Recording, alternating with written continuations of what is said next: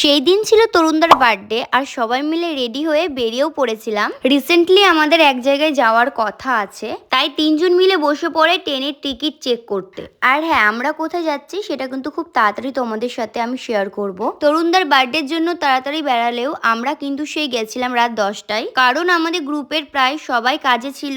আর তাই আমরা ডিসাইড করি সবাই আসবে, দেন একসাথে সবাই মিলে যাব। আর যাওয়ার সময় মামনির সাথে দেখা হয়ে গেছে। এরা এমন ভাবে মামনিকে ঘিরে ধরে আছে যেন মামনি সেলিব্রিটি হয়ে গেছে। যাই হোক, একে একে সবাই আসে আর আমরা সবাই মিলে নৌকোয় চেপে পড়ি, কারণ তরুণদার বাড়ি গঙ্গার ওপারে। আর ওদের বাড়িতে যাওয়ার সাথে সাথেই শুভ কাজটার জন্য বসে পড়ি। আর সত্যি কথা বলতে, আমার এই কেকে দেওয়া যে স্পার্কেলটা থাকে ওটা জ্বালাতে এত ভয় লাগে। দেখো, আমি পড়েও গেছি, কিন্তু তবুও ওরা আমাকেই ঠেলে দেবে যে না, তুই গিয়ে জ্বালা। আর সবার মুখে একটাই কথা থাকে সবার বার্থডেতে, যে তুই চকলেট কেক ভালোবাসিস বলে তুই চকলেট কেকটাই নিস। আর আমারও সত্যি কথা মেনে নিতে কোনো অসুবিধে নেই, ওই জন্য আমি বললাম হ্যাঁ ঠিক আছে, এটাই আমি করি। দেখো, যতটাই সরল দেখতে লাগুক না কেন, আমি তো বোকা নয়। এরম ভাবে কেক খাওয়াতে আসে, কেক তো খাওয়ায় না, গোটা মুখে মাখিয়ে দেয়, ঠিক যেমন আমি মাখিয়ে দিয়েছি। বাই দ্য ওয়ে, কেক টেক খাওয়ার পর একটু দিদির সাথেও আমি ভিডিও কলে কথা বলে নিচ্ছিলাম।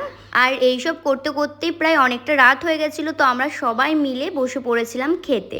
চলো এবার তোমাদেরকে বলি আমরা কি কি দিয়ে খেয়েছি। ফার্স্টে ছিল স্যালাড, বেগুন ভাজা, পটল ভাজা, ডাল, রাইস, আলু চিপস, চিংড়ি কাঁঠাল, আর ছিল পনির, আর ছিল চিকেন আর পায়েস। আর চিকেনটা আমি খাওয়ার পরে ভিডিও ক্লিপটা নিয়েছি। ভিডিও ক্লিপটা এ অবধি থাকলো। সবাই ভালো থেকো, বাই।